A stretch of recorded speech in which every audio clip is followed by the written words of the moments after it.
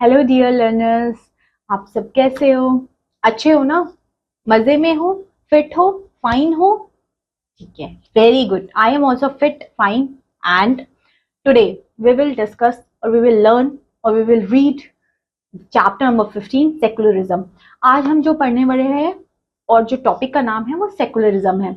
पढ़ते हैं, जानते हैं, समझते हैं क्या है ये टॉपिक, क्या है इसमें और क्या क्या इंपॉर्टेंट पॉइंट्स हैं जो हमें डिस्कस करने हैं, जो हमें याद रखने हैं इसमें। तो अब हम देखते हैं क्या चीजों के बारे में हमें इसमें इस चैप्टर में देखने के लिए मिलेगा। फर्स्ट ऑफ ऑल, जो सेकुलरिज्म है इसके ना बहुत सारे यहाँ पे हमारे फ्रीडम फाइटर्स हैं जो इस चीज को चाहते थे, जो ये इंडिया को सेकुलर कंट्री बनाना चाहते थे। महात्मा गांधी से लेके अब्दुल कलाम आजाद तक, नेहरू जी तक, बहुत सारे ऐसे हमारे लीडर्स थे जो चाहते थे कि हमारा कंट्री, हमारा इंडिया एक सेकुलर कंट्री बने। आपने सेकुलर वर्ड कहीं ना कहीं जरूर सुना होगा। नहीं सुना, नहीं जानते हो तो हम देखेंगे ना, हम किस लिए है, हम देखेंगे, इसके बारे में डिस्कस करेंगे। सो ठीक है, a secular state is one of which state does not have officially promote any one religious. Secularism क्या है थोड़ा सा बता दूं, शॉर्ट में बता दूं, ताकि आपको आगे चल के जब हम डेप्थ में पढ़े तो इतना ज्यादा वो ना लगे। सिंपल सा, इजी सा फंडा, क्या है सेकुलरिज्म? सेकुलरिज्म मतलब ये है कि हमारे इंडिया में किसी भी एक, हम बोले एक रिलीजियस को ज्यादा अपलिफ्ट करना दूसरे रिलीजियस को इतना नहीं करना, ऐसा नहीं। डिस्क्रिमिनेशन नहीं हो रहा है रिलीजियस के। Every religious, every caste, every whether you belong to ST community, any religious, you are all equal।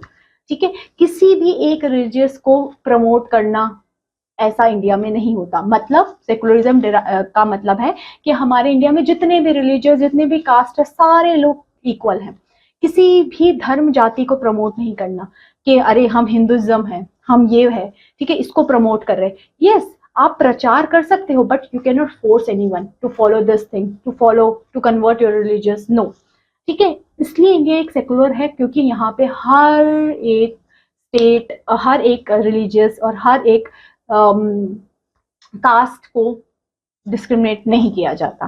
ठीक है, अब इसको डेप्थ में देखते हैं। What is secularism? The term secular denotes the three fold relationship between a man, state and religious. तीन के बीच में रिलेशनशिप बताता है। मैन होगा और कोई ना कोई स्टेट होगा, है ना, एंड एक रिलीजन होगा। फॉर एग्जाम्पल, मैन मैं हूं समझ लो, स्टेट समझ लो मैं पंजाब में रहती हूँ, ठीक है, और मेरा रिलीजियस क्या होगा, सिख है समझ लो।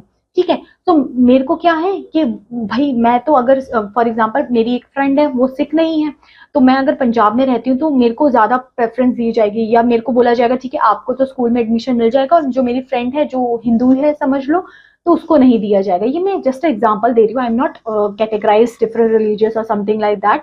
हम सब इक्वल है, whether we belong to any of the religious, any of the caste. तो मैं एक एग्जांपल दे रही हूँ। ऐसा कोई भी गवर्नमेंट, कोई भी स्टेट नहीं करेगा कि आपको इस रिलीजियस से हो तो आपको एडमिशन नहीं मिल रहा, या आपको ये फैसिलिटीज नहीं मिल रही because you belong to this caste और दैट कास्ट। नहीं, ऐसा कभी भी नहीं करेंगे। ठीक है, आपको इक्वल चांस दिया जाएगा। ठीक है, आपको ये नहीं किया जाएगा कि आप इस कास्ट से हो या उस कास्ट से हो तो आपको नहीं मौका मिलेगा। ठीक है, जैसे मैंने आपको अभी एग्जांपल पहले दिया था कि आप कोई भी गवर्नमेंट जॉब के लिए अप्लाई करते हो, आप एसटी हो, आपसे फॉर्म में जरूर पूछा जाता है आप कौन सी कास्ट से हो, बट ऐसा कभी नहीं लिखा होगा only ST candidate fill this form, only general candidate can fill this form. No, आप किसी भी कास्ट से हो, कहीं कोई भी जाति धर्म कहीं के भी हो, आप भर सकते हो। यही एक सेकुलरिज्म की पहचान है कि यहाँ पे कोई भी एक रिलीजियस को प्रायोरिटी नहीं दी जाती, बिकॉज सारे के सारे रिलीजियस ही इक्वल है भाई, इसलिए। ठीक है, सो अब हम देखते हैं, ठीक है, इसमें हम देखते हैं कि in keeping with the idea of religious freedom for all, हमारे रिलीजियस फ्रीडम की बात की गई कि सारे रिलीजियस को फ्रीडम है, हमें फ्रीडम है, हम कोई भी रिलीजियस को फॉलो कर सकते हैं। फॉर एग्जांपल, अगर आज मैं चाहती हूँ कि मेरे को भाई क्रिश्चियनिटी या फिर मुझे मोमडन या फिर मुझे कोई डिफरेंट कास्ट, डिफरेंट रिलीजियस को फॉलो करना है, you can follow it. No one can pressurise नहीं होना चाहिए, आपकी voluntary, you can doing something, तो it's up to you. According to the justice K Ramaswamy, अब इनके मुताबिक क्या चीज है सेकुलरिज्म वो हम जानते हैं, हमने जनरल टर्म्स में देख लिया। I hope general secularism clear है। कोई सेकुलर वर्ड ही बोले ना तो सारी चीजें बता देना कि सारे रिलीजियस हमारे इंडिया में भाई सेम है, किसी को प्रायोरिटी नहीं चाहते थे, किसी को प्रमोट ऐसे नहीं किया जाता, सारे रिलीजियस, सारे कास्ट, सब कुछ सेम है भाई। सब कुछ इक्वल, सबको इक्वल ट्रीट किया जाता है। आई hope this much is clear. Secularism is a part of a fundamental law and basic structure of Indian constitution system. Secularism एक बेसिक फंडामेंटल राइट है, सबको एक बेसिक अधिकार दिया जाता है और एक बेसिक स्ट्रक्चर है हमारे पॉलिटिकल सिस्टम का। Secure all the people socio-economic needs essential of man of excellence with the material and moral prosperity and political justice। ठीक है, ये आपको देता है कि चाहे आप कोई भी सोशल इकोनॉमिकली बैकग्राउंड से हो, ठीक है, आपको ये राइट है, ठीक है, आपके पास राइट है कि आप किसी भी रिलीजियस, किसी भी धर्म को फॉलो कर सकते हो। No one can pressurize it. Importance of state of religious from the state, ठीक है, important to separate religion from the state. देखिए क्यों इंपॉर्टेंस है कि स्टेट और रिलीजियस को दोनों अलग अलग करके रखो, नहीं तो बहुत आज के टाइम पे we can see in the news, in the TV channel कि कोई एक स्टेटमेंट भी दे देता है ना तो उस बहुत ट्रोल किया जाता है, ठीक है। सो बेटर है कि इन मुद्दों पे कोई एक ऐसी स्टेटमेंट ना दो, बिकॉज सब इक्वल है, कोई ये नहीं पूछेगा कि यू बिलोंग टू दिस और that we are all Indians. Simply, if someone asks you, first of all, don't give the answer. Say we are Indians. Of course, the most important aspect of secularism is its separation of religion from the state power. Separate है, state अलग है। state means हमारे India के जितने भी state समझ लो, या state as a country समझ लो, ठीक है, इंडिया को, उससे आप किस रिलीजन से फॉलो करते हो डिफरेंट है। It is very important for a democratic country कि दोनों का अलग होना बहुत इंपॉर्टेंट है। अगर दोनों मिक्सअप हो जाएंगे ना, किसी में रिलीजियस मैटर को मिक्सअप कर दिया ना तो बहुत डिफिकल्ट हो जाता है। Almost all country of the world will have more than one religious group living in them. Of course India में बात कर लो, इंडिया में अगर हम पर्टिकुलरली कोई भी स्टेट, कोई भी यूटी को उठा लो, आप दिल्ली ले लीजिए, दिल्ली एक ऐसा स्टेट है जिसका खुद एक नहीं है। फॉर एग्जाम्पल आप पंजाब लोगे तो वहाँ मेजोरिटी पंजाबीज दिखेंगे आपको। दिल्ली ले लोगे ना आप सारे धर्म, सारे कास्ट के लोग आपको मिलेंगे, ठीक है। सो एक इंडिया ही ऐसा एक ग्रुप है जिसमें सारे धर्म, देखिए सारे धर्म, सारे रिलीजियस के लोग यहाँ पे रहते हैं, बहुत सारे। इसलिए इसमें सेकुलरिज्म होना बहुत इंपॉर्टेंट। अगर सेकुलरिज्म नहीं हुआ तो हर रोज कहीं ना कहीं किसी ना रिलीजियस के बीच में लड़ाइयाँ हो जाएगी, because of their power, because of their like that, ठीक है। सो ये इंपॉर्टेंट होना बहुत ज्यादा इंपॉर्टेंट है और इन दोनों का सेपरेट होना बहुत ज्यादा इंपॉर्टेंट है। यही चीजें इस स्टेटमेंट्स में लिखी गई है। Another reason is that importance to separate religion from the state is in democratic society because we all need to protect freedom of individual to exist from their religious. हमारी एक फ्रीडम है, ठीक है, हमारी freedom to protect freedom of individual, ठीक है, हमारी freedom को प्रोटेक्ट करने के लिए बहुत इंपॉर्टेंट है कि इन दोनों का अलग होना बहुत इंपॉर्टेंट है, ठीक है। फिर अब हम पढ़ते हैं इंडियन सेकुलरिज्म के बारे में। So our topic is, I think यहाँ तक ये छोटा छोटा बेसिक चीजें लिखा है, अभी जो मेन चीज है ना वो यहाँ से शुरू हो रही है। सो कमर की पेटी या किसकी कुर्सी की पेटी बांध लो, क्योंकि हम यहाँ पे काफी चीजें सीखने वाले हैं। इंडियन सेकुलरिज्म क्या है? Our country India is a secular and has democratic government। हमारी क्या है? डेमोक्रेटिक गवर्नमेंट है, ठीक है। हमारे यहाँ पे डेमोक्रेसी मतलब पीपल चूज करते हैं कि who the people wants to be a leader, किसको पीपल चाहते हैं कि वो अपना लीडर बने, ठीक है। बाकी कंट्रीज या बहुत से कंट्रीज में ऐसा होता है जो चल रहा है वही चलता रहता है, जैसे होता है ना, बट इंडिया में ऐसा नहीं है, ठीक है। तो इंडिया में ऐसा नहीं है। Constitution of our country is the largest in the world. ये मैंने आपको बता रखा है कि हमारा इंडियन कॉन्स्टिट्यूशन सबसे लार्जेस्ट कॉन्स्टिट्यूशन है। The state is secular according to the constitution only secular states can realise its objective and ensure the following, ठीक है। क्या क्या चीजें लिखी गई है इसमें, इट इज इंपॉर्टेंट, ठीक है। First thing is state does not enforce any particular religious. देखिए जो मैंने आपको छोटी छोटी चीजें बताई थी ना, वो सब चीजें यहाँ पे ऐसी आपको आगे मिल जाएगी, ठीक है। कि स्टेट या स्टेट समझ रहे हो ना, कोई भी कंट्री, वो कंट्री, हम इंडिया की बात कर रहे हैं, वो फोर्स नहीं कर सकता किसी को भी कि आप फॉलो करो इसी धर्म को, आप इस चीज को फॉलो करो। No, this is the personal right of individual, ठीक है। That is mention in the constitution. Not to take away the religious freedom of individual. Individual की जो रिलीजियस फ्रीडम है ना, उसको नहीं आप टेक अवे कर सकते। Some members does not dominate other members of the same religious community, ठीक है। ऐसा भी नहीं है कि कोई डोमिनेंस हो, किसी कम्युनिटी का दूसरी कम्युनिटी में डोमिनेंस हो कि भाई हम तो ये वाले राजपूत है, हम तो ये है, दूसरी कम्युनिटी को नीचा दिखा रहे, ऐसा नहीं है, ठीक है। One religious community does not dominate the other, जो मैंने अभी आपको बताया, ठीक है। The Indian constitution work in various way to prevent, देखिए प्रिवेंट डोमिनेंस का प्रिवेंशन मतलब कोई डोमिनेंस ना क्रिएट हो। अगर डोमिनेंस, देखिए किसी चीज में भी डोमिनेंस आ जाता है ना, तो वहां पे वायलेंस होने के चांस बहुत ज्यादा होते हैं। इसलिए हमारे कॉन्स्टिट्यूशन में लिखा है अगर ऐसा चीज होती है तो what we can do. First step में लिखा गया, first it is used to strategy for distancing itself from the religious, distance बना लो। In the Indian government space like law courts, police station, government school and offices does not supposed to display or promote one religion. That is very very very important. देखिए आपने देखा है, मैं आपको एक चीज बताऊं, आप बहुत सारे ऐसे आजकल पेपर्स भी कर दिए जिसमें आप सिर्फ रोल नंबर मेंशन करना होता है अपना, आपको वहां अपना नाम या ये सब चीजें नहीं लिखनी होती, बिकॉज नाम या फिर सरनेम से लोग आइडिया लगा लेते हैं कि इस कास्ट से उस कास्ट से। दैट इज गुड, ठीक है। तो इसमें यही चीजें बताए रखिए कि अगर आप कोई भी कोर्ट में हो, गवर्नमेंट स्पेस में, गवर्नमेंट उसमें हो, तो वहां पे ये चीज लिखा है कि आप डिस्प्ले नहीं कर सकते या कोई प्रमोट नहीं कर सकते कोई धर्म का कोई भी चीज को, है ना, कि आपने कोई पोस्टर ऐसा लगा रखा है कि जो एक पर्टिकुलर धर्म को, रिलीजियस को बता रहा है, या कुछ ऐसी चीज नहीं कर सकते आप, ठीक है। The second way, first way देख लिया ना, सेकेंड वे क्या होता है, क्योंकि अगर किसी ऐसी चीज किया तो डोमिनेंस बढ़ जाएगा ना उस रिलीजियस का, तो डोमिनेंस को हमें कम करना है। तो उस डोमिनेंस को कम करने के लिए हमने क्या क्या स्टेप करने हैं, यही चीजें इसमें लिखी गई है कि उस डोमिनेंस को कम करने के लिए फर्स्ट स्टेप में ये है, क्योंकि गवर्नमेंट स्पेस में आप ये सारी चीजें नहीं कर सकते कि आप किसी एक पर्टिकुलर धर्म को ज्यादा प्रमोट कर रहे हैं। Second way in which the Indian secularism works to prevent the above domination through the strategy of non interference. non interference मतलब उसके स्पेस में नहीं आना, ठीक है, सब अपना अपना काम करने देना। This means that order to respect sentiments of all religious, ठीक है, इसका मतलब है कि सारे रिलीजियस के जो सेंटिमेंट्स हैं, ठीक है, उनको एक इंपॉर्टेंस देना, ठीक है। नॉट इंटरफेरेंस, आप इंटरफेरेंस नहीं कर रहे हैं उनकी पॉलिसीज में, देखिए इंटरफेरेंस नहीं करने से भी ना बहुत चीजें सही हो सकती है, ठीक है। तो थर्ड में क्या देखेंगे हम, third way is to Indian secularism works to prevent the domination listed earlier through the strategy of intervention. देखिए इंटरवेंशन इसमें था, इंटरवेंशन नहीं करना, इसमें लिखा इंटरवेंशन करना। इन ऑर्डर टू प्रिवेंट, किसको प्रिवेंट करना है, religious based exclusion and discrimination of lower caste. देखिए कहीं डिस्क्रिमिनेशन होगा, कहीं पे इम्बैलेंस क्रिएट होगा, तो इंटरवेंशन करना पड़ेगा।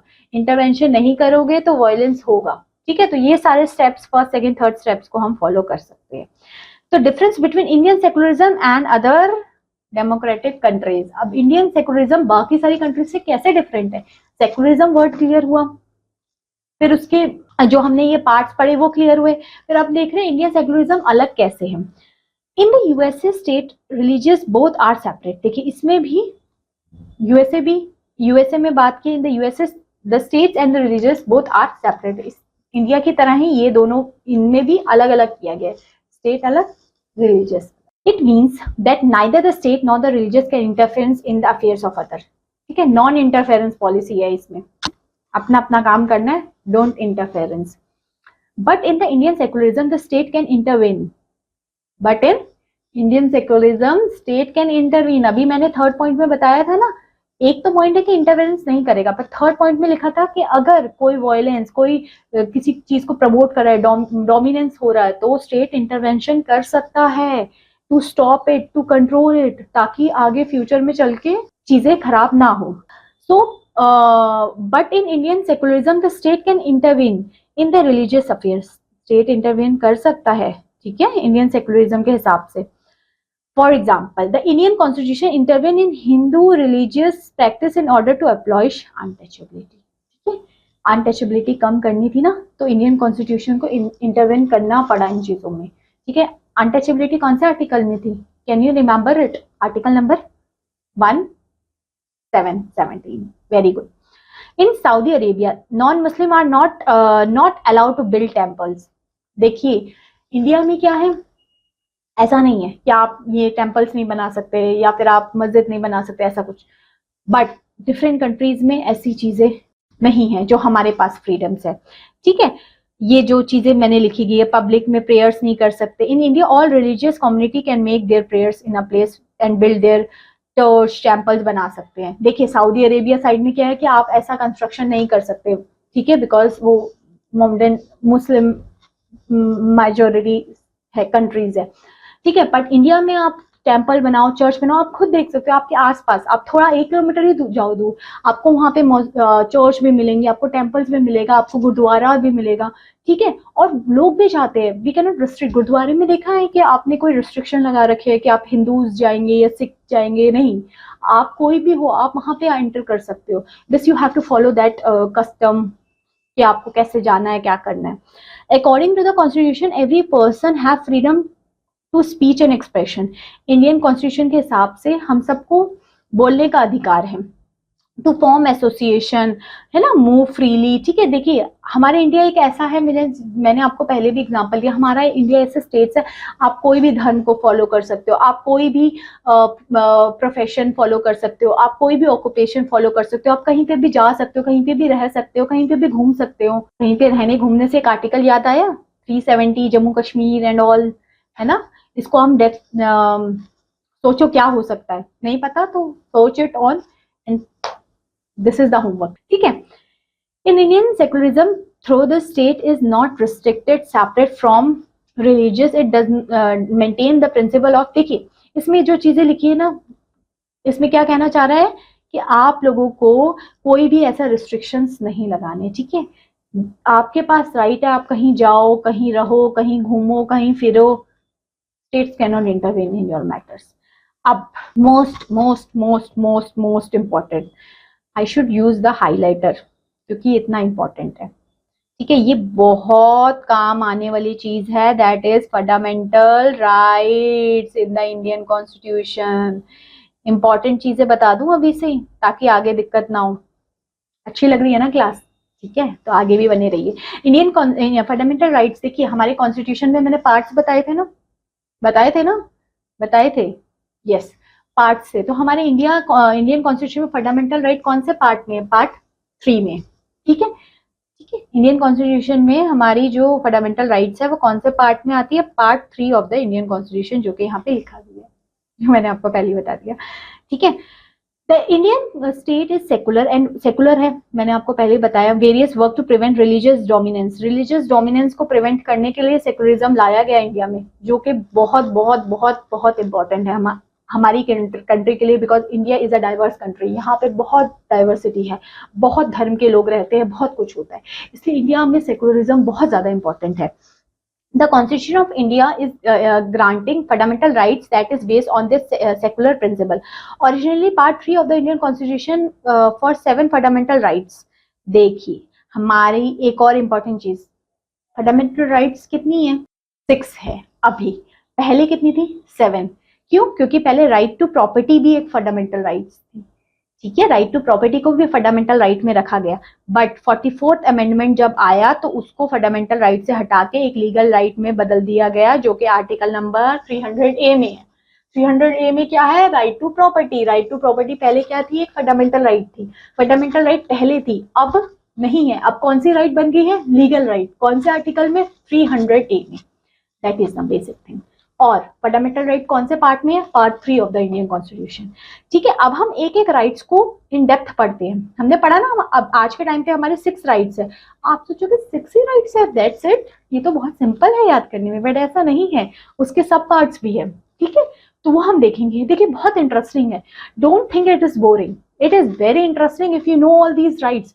भाई आप इंडिया में रहते हो, आपको अपने राइट्स पता होने चाहिए, है ना। कोई भी आपका वायलेशन करे, यू कैन से हमने पॉलिटी पढ़ी है, we know all these things, हमने यशवी मैम से पॉलिटी पढ़ी है, so you know all these things कि हमारे पास ये राइट है, ठीक है। वी कैन गिव यू अब, this is the punishable offence if you are doing this, ठीक है, बट ऐसा नहीं है, आपको पता जरूर होनी चाहिए चीजें, ठीक है। तो फर्स्ट राइट है right to equality, right to equality, first right कहाँ है, राइट टू इक्वालिटी। आर्टिकल जरूर याद करेंगे, राइट टू इक्वालिटी के आर्टिकल कहाँ से कहाँ तक है, 14 से लेके 18, 14 से 18 तक राइट टू इक्वालिटी है। फर्स्ट हम पढ़ते हैं, इसमें ना पार्ट्स दे रखे हैं, जैसे 14th में क्या बोला गया है, ठीक है। 14th में राइट टू इक्वालिटी कि हम सब इक्वल हैं, ठीक है। All the citizen are equal in the eye of law, they will be equally protect by the law of the land. मतलब हमारे लॉ के हिसाब से, कानून के हिसाब से हम सब इक्वल हैं। मैं, आप, आपका neighbours, whether it is IAS, IPS, doctor, engineer, teacher, everyone is equal. आपने कुछ गलत काम किया गया है, the court will punish you, whether you belong to any community, whether you belong to any of the groups. Second, the state cannot discriminate. That means ये जो 14th में था quality before law, ठीक है, और 15th में क्या है, I will use this red pen. Article number 15 में बताया गया है डिस्क्रिमिनेशन नहीं करना है. ये एक आई भी थी आर्टिकल 15, एक मूवी आई थी, इसमें बताया था डिस्क्रिमिनेशन नहीं करना है. किसी भी कास्ट, रिलीजियस के हो, आपको डिस्क्रिमिनेट नहीं करना. आप नहीं बोलते हो I can not make friend because he or she belong to that caste, that religious, that age or something like that. ठीक है, आप डिस्क्रिमिनेट नहीं कर सकते. वो कौन से आर्टिकल में बताया गया? आर्टिकल नंबर 15 में. आर्टिकल 16 में क्या बताया गया है? Every person has access to all the public places including playground, hotel and shops. ठीक है, कोई एवरी प्लेसेस है एक्सेस दैट, कि आप इसमें क्या है कि आपकी इक्वल अपॉर्चुनिटी की बात करता है. आर्टिकल नंबर 16 क्या बात करता है? इक्वल अपॉर्चुनिटी की, जिसमें बोला है कि every person has access all the public places including playground, hotels. मतलब अगर आपके पास राइट है, आप कहीं पे भी घूम सकते हो. ठीक है, आपके पास अपॉर्चुनिटी, आपको कोई भी पब्लिक प्लेसेस में जा सकते हो. तो वो कौन से आर्टिकल में बोले गए? Article number 16. फिर आर्टिकल नंबर 17 है ये, और ये लास्ट है आर्टिकल नंबर 18. ठीक है, तो आर्टिकल नंबर 17 क्या कहता है? State can not discriminate against anyone in matter of employment. ठीक है, इसमें क्या बोला गया है? आई थिंक ये दो बार हो गया है, बट आर्टिकल मैं आपको बता देती हूँ. आर्टिकल नंबर 17 में क्या चीज बताई गई है जो यहाँ लिखी हुई है. ठीक है, आर्टिकल नंबर 17 में बताई गई है कि अनटचेबिलिटी को आप प्रोहिबिटेड है, आप उसको प्रैक्टिस नहीं कर सकते. अनटचेबिलिटी के बारे में हमने पहले भी देखा है. अनटचेबिलिटी क्या है कि आपको ऐसा नहीं करेंगे कि आप इस कास्ट से हो, इस रिलीजियस के हो, तो आपको नीचा मतलब आप लोगों को वहां पे एंटर नहीं मिलेगी, या आप लोगों के साथ डिस्क्रिमिनेशन होगा, ये सारी चीजें. ठीक है, जो 18th में है दैट इज इम्पोर्टेंट. 18 में क्या है? All the old titles. जैसे आपने देखा ना, पहले बहादुर ऐसे टाइटल्स लगा दिए जाते थे. ठीक है, तो आप अपने नाम के आगे ऐसे टाइटल्स नहीं लगा सकते. ठीक है, ठीक है, महाराणा, मतलब जैसे यहाँ लिखा हुआ है राय साहब, है ना, ये सारे राय बहादुर, ये सारी चीजें अपने नाम के आगे ऐसे नहीं यूज कर सकते. बट अगर यू आर एक्सेप्शन किस चीज में, कि अगर आपको कोई भारत रत्न मिला है, पद्मश्री मिली है, तो आपके नाम के आगे लिख सकता है. कि आपको ऐसा कोई ऑनररी अवार्ड मिला है, ठीक है, तो आप अपने नाम के आगे ये सब लिख सकते हैं. और अगर आपकी कुछ ऐसी डिग्री है, जैसे PhD की है, तो you can use doctor before your name, so तब आप लिख सकते हो. बट ऐसे आप Rai Bahadur and all these things titles आप नहीं लिख सकते. सो आई होप 14 से 18 तक आर्टिकल्स क्लियर होंगे. राइट टू इक्वालिटी के जितने भी आर्टिकल्स हैं वो आपको क्लियर होंगे. अब हम जो अगला पढ़ने वाले हैं वो पढ़ने वाले हैं किस टॉपिक के बारे में, किस आर्टिकल के बारे में? Right to freedom. Right to freedom के बारे में देखने वाले हैं, जो आर्टिकल नंबर 19 से 22 तक है.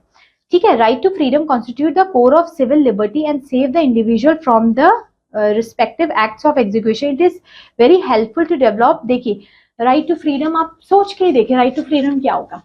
Tell me. Right to freedom मतलब हम सबको फ्रीडम है. ठीक है, हम सबको फ्रीडम है, जो कि मैंने आपको पहले भी बताया था. हम सबको फ्रीडम है, बोलने का फ्रीडम है, ठीक है, जवाब देने का फ्रीडम है, कहीं घूमने का फ्रीडम है, ठीक है, कहीं रहने का फ्रीडम है, कोई भी प्रोफेशन फॉलो करने का फ्रीडम है. That is freedom. ठीक है, जिसके लिए आज लोग बहुत स्ट्रगल कर रहे हैं. जो आपने एक ऐसा वर्ड जो आप हर रोज सुनते होंगे, आई हैव दैट फ्रीडम, सो वो ही उसके बारे में ही बताया गया है. क्या चीज है फ्रीडम? अब किस चीज की फ्रीडम्स के बारे में बात की है उसको हम देखेंगे. हमारे पास 6-7 फ्रीडम्स के बारे में बात किए गए हैं इसमें. आर्टिकल नंबर 19 में किसके बारे में, कौन से में बात की? आर्टिकल नंबर 19 में freedom to reside and settle in any part of the country. हमारे इंडिया में, ठीक है, इतना बड़ा इंडिया है, आप कहीं पे भी सेटल हो सकते हो. ठीक है, तभी देखते हो ना लोग सेटलमेंट्स अपनी चेंज करते रहते हैं, because they have the right.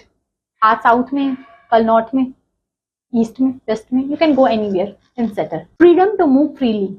आप फ्रीली मूव कर सकते हो.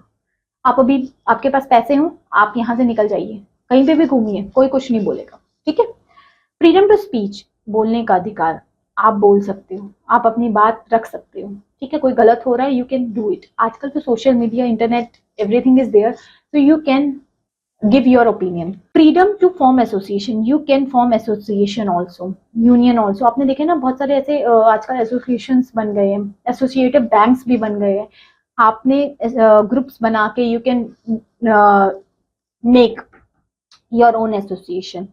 फ्रीडम टू असेंबल, आप असेंबल, ये इंपॉर्टेंट है. जो आजकल आप देखते हो ना हर जगह हड़ताल, हर जगह प्रोटेस्ट, हर जगह मार्चेस निकल रहे हैं, वो आपकी राइट है, इसलिए तो निकल रहे हैं, इसलिए तो कोई ऑब्जेक्शन नहीं कर सकता, इसलिए तो गवर्नमेंट नहीं कह सकती नहीं नहीं आप जाओ घर बैठो. नो, कोई भी चीज गलत होती है, कोई एग्जाम्स से रिलेटेड गलत हुआ है, कोई पॉलिसीज ऐसी आई है, लोग सड़कों पे उतर जाते हैं. क्यों उतरते हैं? क्योंकि उनके पास राइट है, उसके पास आर्टिकल नंबर 19 की राइट है, वो भी फंडामेंटल राइट है. अगर फंडामेंटल राइट का नहीं सुन होता है, फंडामेंटल राइट्स का अगर नहीं उनको फॉलो किया जाता है तो सीधा आप सुप्रीम कोर्ट का गेट खटखटा सकते हो. ये पावर है फंडामेंटल राइट्स की. फिर उसके बाद लिखा है फ्रीडम टू प्रोटेस्ट. देखिए, freedom to practice any profession, आप किसी भी प्रोफेशन को फॉलो कर सकते हो. डॉक्टर बनना चाहते हो, टीचर बनना चाहते हो, कुछ भी बनना चाहते हो, you can do it. Protection in respect of conviction for an offence, protect of life and personal liberty. ठीक है, आपको लाइफ पर्सनल लिबर्टी की फ्रीडम है. ठीक है, यहाँ पे protect against arrestment and detection. देखिए, इसमें ना आपको सारा एक्सप्लेन कर दिया गया है. It is not about the only article number 19 के साथ आपको, देखिए 19 के साथ 20, 21, 22 तीनों चीजें एक्सप्लेन यहाँ पे कर दी गई है. ठीक है, फिर हम बात करते हैं राइट. एक और चीज इसमें आर्टिकल नंबर 21 है ना, वो बहुत इंपॉर्टेंट है, जिसमें आपकी पर्सनल लिबर्टी की बात आती है, जो यहाँ लिखा था. ठीक है, यहाँ पे लिखा था ये this one is related to article number 21, this one is related to article number 22. ठीक है, 21 में क्या आपको पर्सनल लिबर्टी है आपकी. ठीक है, आपकी पर्सनल लाइफ है, पर्सनल लिबर्टी है. ठीक है, और अगर आपको ये आर्टिकल नंबर 22 में बोला गया है कि अरेस्ट एंड डिटेंशन से मतलब आपको प्रोटेक्शन मिलेगी, मतलब अगर आपको अरेस्ट किया जाता है उसका भी एक प्रोसेस है. ठीक है, उसके भी इन डेप्थ चीजें हमारे कॉन्स्टिट्यूशन में लिखी गई है. अगर 8th क्लास के हिसाब से देखें तो इतना डेप्थ में नहीं जाना है कि आपको क्या क्या प्रोटेक्शन दी गई है. ठीक है, आपको डिटेंशन होता है तो how you can solve it, तो ये इन डेप्थ दे रखा है उसमें. फिर अगर हम बात करें हमारे 3rd जो आर्टिकल है, राइट अगेंस्ट एक्सप्लॉयटेशन. एक्सप्लॉयटेशन के अगेंस्ट में बताया गया जो आर्टिकल नंबर 23 और 24 में है. ठीक है, अब आर्टिकल नंबर 23, 24 में आप फोटो से देख सकते हो, है ना. यहाँ पे चाइल्ड लेबर की बात होती है, ह्यूमन ट्रैफिकिंग की बात होती है. तो article number 23 is related to human trafficking and article number 24 is related to child labour. Child labour से नाम से समझ रहे हो, बच्चों मजदूरी जो बच्चों से करवाई जाती है. एक स्पेसिफिक एज मेंशन की है, अगर उससे नीचे अगर आप बच्चों से एम्प्लॉयमेंट करवा रहे हो, आपने बहुत सारे होटल्स ढाबेज में देखा होगा बच्चे काम कर रहे होते हैं. यू कैन टेल, अगर आप ऐसा आप बच्चों को पढ़ाओ, नहीं पढ़ाते हो तो आपके पास ये राइट है कि आप जा सकते हो सुप्रीम कोर्ट में, आप अपना केस फाइल कर सकते हो कि यहाँ पे ऐसी चीजें हो रही है, फंडामेंटल राइट्स का उल्लंघन हो रहा है. There are millions of deprive and under privilege people in our country. ठीक है, हमारी कंट्री में बहुत डिप्राइव लोग रहते हैं. बहुत डिप्राइव लोग तो नहीं कह सकते, बट बहुत सारे पुअर अनएम्प्लॉयमेंट लोग हैं. तो इसलिए क्या है कि इतना पैसा नहीं है तो लोग क्या अपने बच्चों को भी मजदूरी में लगा देते हैं. आपने देखा होगा कंस्ट्रक्शन एरियाज में, बहुत देखा होगा होटल्स में, ढाबेज में, जो छोटे छोटे बच्चों को बेचारे वो छोटे होते हैं उनको एम्प्लॉयमेंट में लगा देते हैं. That is very bad. ठीक है, तो यही आर्टिकल नंबर 23 और 24 इनकी प्रोटेक्शन की बात करता है, जो मैंने आपको बताया ना, ह्यूमन ट्रैफिकिंग. ठीक है, बच्चों को लेके उनसे कोई गलत काम करवाना, दैट इज ह्यूमन ट्रैफिकिंग. ठीक है, और फिर बात करते हैं कि अगर बच्चा 14 ईयर्स से कम एज का है तो उनको जॉब में रखा हुआ है तो चाइल्ड लेबर की कैटेगरी में वो आता है. ठीक है, आप उनको नहीं रख सकते. फिर right to freedom of religion. Right to freedom of religion is the 4th one, जो हमारा कवर करता है आर्टिकल नंबर 25 से 28 तक. Right to freedom of religious में क्या चीज मेंशन की गई है? Indian constitution give the right of freedom to practice any religious through the. देखिए, आपको बहुत सारी चीजें रिलीजियस से क्लियर हो गई होगी कि मैं मार्कर हाइलाइटर यूज कर लेती हूँ ताकि आपको अच्छे से दिखे. ठीक है, article number freedom of religious 25 से 28 तक है, और इस पर बात की कि right to freedom of religious, आपके पास फ्रीडम है, आप कोई भी रिलीजियस को फॉलो कर सकते हो, जो कि मैंने ऊपर भी आपको बताया था. इंडिया में ऐसा नहीं है कि कि आपको कोई भी स्टेट, कोई भी वो आपको करे कि आपको इसी धर्म को फॉलो करना है, इसी चीज को फॉलो करना है, ऐसे ऐसे कोई नहीं कर सकता। तो इसके पार्ट्स लिखे हुए हैं जो कि हम डिस्कस करने वाले हैं।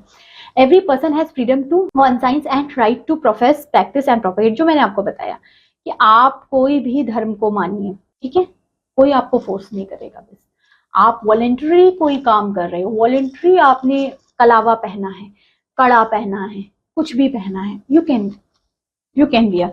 बट आज के टाइम पे जैसे एग्जाम्स वगैरह आप देने जाते हो तो थोड़ा ऑब्लिगेशन हो जाता है बिकॉज ऑफ द आजकल थोड़ा सा सिक्योरिटी एंड सेफ्टी के थ्रू, तब आपको वो चीजें नहीं अलाउ करते। बट वैसे ही you can wear anything according to आप रिलीजियस, जिस रिलीजियस को फॉलो करते हो। No one will be allowed to hurt the religious. देखिए रिलीजियस फेथ को आप हर्ट नहीं कर सकते, ठीक है, वो भी है, अगर ऐसा करते हो तो पनिशेबल ऑफेंस है। Freedom to manage religious affairs, आप अपने रिलीजियस अफेयर्स आप कर सकते हो। आपने देखा ना बहुत सारे रिलीजियस अफेयर्स होते हैं, क्यों होते हैं? Because it is a right, आप कर सकते हो। Freedom to payment of taxes and promotion of any particular religious, ठीक है, आप पेमेंट्स इकट्ठे कर सकते हो। आपने देखा ना डिफरेंट रिलीजियस इंस्टीट्यूशन सेटअप होते हैं जो किसी पर्टिकुलर कास्ट और उसने चला रखे होते हैं, तो आप ऐसा कर सकते हो। फ्रीडम टू अटेंड रिलीजियस, देखिए आप कोई ऐसे रिलीजियस अफेयर्स होते हैं आप उसको अटेंड भी कर सकते हो। ऐसा नहीं है कि आपको बोले आप तो इस फील्ड से, इस धर्म से आप नहीं कर सकते, ऐसा नहीं है, यू कैन अटेंड, ठीक है। फिर हम फिफ्थ चीज के बारे में बात करने वाले हैं, culture and education rights. Culture and education rights के बारे में क्या बात की गई है? Indian society is study of diversity, diversity के बारे में बताया गया, which is also its strength. Therefore the Indian constitution guarantee the rights of minority to conserve the culture and educational rights. हमारी जो कल्चर और एजुकेशन राइट्स की protection के लिए इंपॉर्टेंट है, ठीक है। इसमें क्या दो चीजें बताएगी, आर्टिकल में 29 एंड 30। 29 में क्या किया? Protection of language script of culture minority. देखिए जो उनकी स्क्रिप्ट है, जैसे हिंदूज में गीता है, ठीक है, वैसे पंजाबीज में गुरमुखी, मतलब इनकी जो स्क्रिप्ट्स है उनको प्रोटेक्ट करके आप रख सकते हो। एंड 30th में बोला गया no one will be distributed against of admission of any state of, देखिए आप institutional state aided education institution because religious, देखिए आप अपने रिलीजियस इंस्टीट्यूशन सेटअप कर सकते हो, ठीक है, अलग अलग धर्म के आपने देखा बहुत सारे रिलीजियस इंस्टीट्यूशन सेटअप होते हैं, तो ये आप कर सकते हो, ये बोला गया आर्टिकल नंबर 30 में। I hope fundamental rights clear होंगे, बहुत डेप्थ में हमने चीजें देख ली है जो आपको आगे चल के बहुत हेल्पफुल होगी। फिर हम देखते हैं राइट ऑफ कॉन्स्टिट्यूशन रेमेडी, पता है आपको ये very very important, article number 32, ठीक है। The Indian Constitution, every special right through article of Indian Constitution seek the protects of above rights to honor them and allow citizen to move in any court.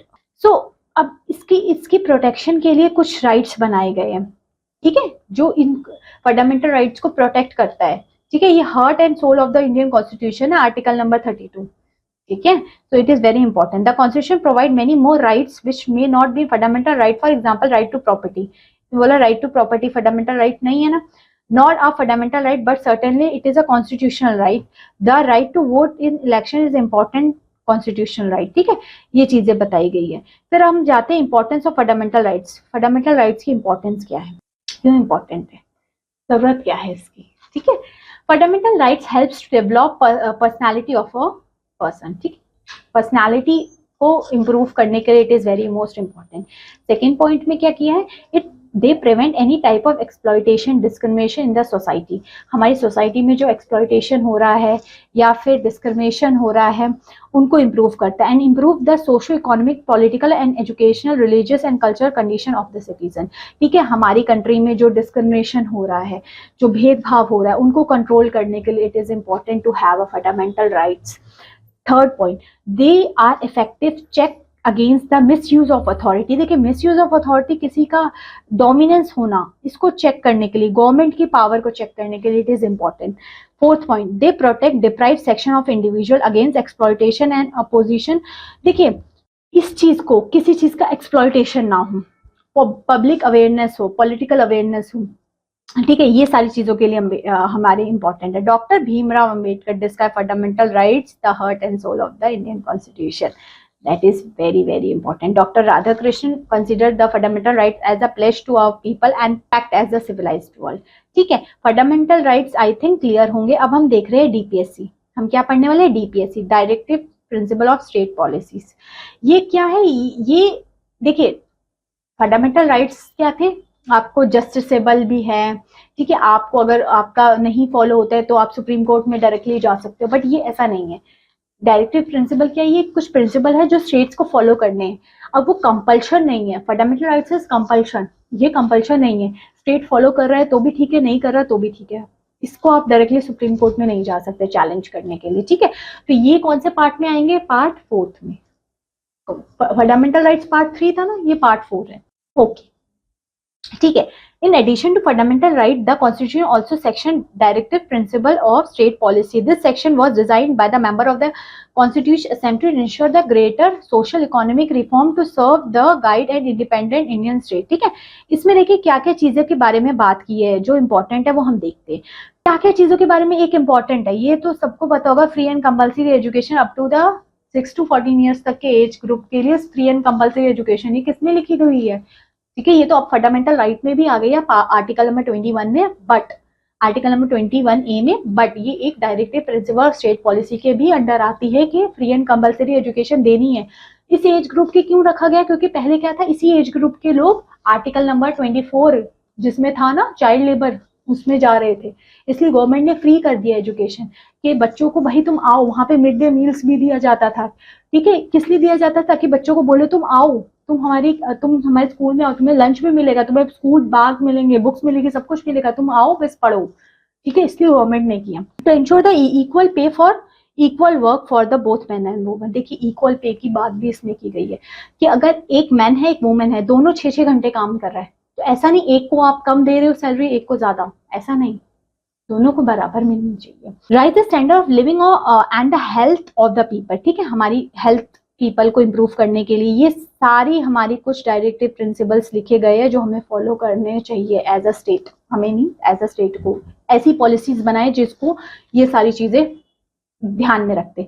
To promote participation worker in management of industry, worker का participation हो, ठीक है। To organise agriculture and animal husbandry, ठीक है, इसको organise हो, ठीक है। To develop village cottage industries को डेवलप हो, प्रोहिबिटेड करे स्लॉटर ऑफ काउ स्लेव्स इन सब का, ठीक है। टू ऑर्गेनाइज विलेज पंचायत को ऑर्गेनाइज करे, सेल्फ गवर्नमेंट को ऑर्गेनाइज करे, to ensure protection interest of weaker section के इंटरेस्ट को। देखिए, ये कहीं ना कहीं लोगों के भलाई के लिए जितनी भी राइट्स आती है ना, कि लोगों के वीकर सेक्शन को वो करे, विलेज पंचायत को करें, ये सारी चीजें इसमें लिखी गई है। टू प्रिजर्व जुडिशरी फ्रॉम, देखिए, to separate judiciary and executive को सेपरेट करने के लिए भी बात की। मैंने बोला ना कि जितना सेपरेशन होगा उतना अच्छे से हमारे इंडिया और हमारा आगे काम बढ़ पाएगा। To foster respect of international law and international treaty, ठीक है। To maintain just honourable relation between the nation, nation के बीच में अच्छा रिलेशन। देखिए, जो भी पॉजिटिव चीजें ना वो हमारे डायरेक्टिव प्रिंसिपल और स्टेट पॉलिसीज में लिखी गई है।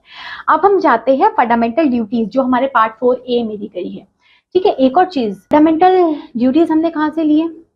Any guesses? Search it out, कहाँ से ली गई है? तो हमारी फंडामेंटल कुछ ड्यूटीज है, ठीक है। फंडामेंटल ड्यूटीज क्या है? जिसमें यहाँ जितनी भी हमारी 10 की 10 ड्यूटीज लिखी गई है ना, ये सारी की सारी हमारी फंडामेंटल ड्यूटीज है, ठीक है। जिसमें हमारी फंडामेंटल ड्यूटीज नाम से पता चल रहा है कि हमारी कुछ ड्यूटीज है। फर्स्ट है जैसे to aid the constitution respect the national flag, ठीक है, हमारा जो national flag and national anthem की रिस्पेक्ट करना, ये हमारी एक फंडामेंटल ड्यूटीज है। ये ना तो एक हमारी फंडामेंटल राइट्स है, ना तो DPSC में आता है, ये हमारी किस में आता है? फंडामेंटल ड्यूटीज में आता है। To cherish and follow the noble ideas of inspire the national struggle of freedom, ठीक है, इनकी जो फ्रीडम है इनको रिस्पेक्ट करना, हमारी जो इंटीग्रिटी है, हमारी जो यूनिटी है, इसकी रिस्पेक्ट करना, इसको प्रमोट करना, ठीक है। To promote a common brotherhood, ठीक है, एक भाईचारा प्रमोट करना, रिच हेरिटेज को प्रमोट करना, प्रोटेक्ट करना हमारा एनवायरमेंट को, पब्लिक प्रॉपर्टी को सेव करना, ठीक है। ये सारी की सारी चीजें हमारी फंडामेंटल ड्यूटीज में मेंशन की गई है कि आप लोगों को ये सारी चीजें करनी है। सो हमने इन चीज़ों को बड़े अच्छे से देखा, एक एक चीज़ों को, कि जिसमें हमारी फंडामेंटल राइट्स आई थी, फिर हमने पढ़ा था फंडामेंटल राइट जो पार्ट 3 में थी, फिर हमने देखा था DPSC के बारे में, फिर लास्ट में हमने देखा था फंडामेंटल ड्यूटीज के बारे में। I hope this chapter is clear. Now I will meet you in the next class. Thank you so much.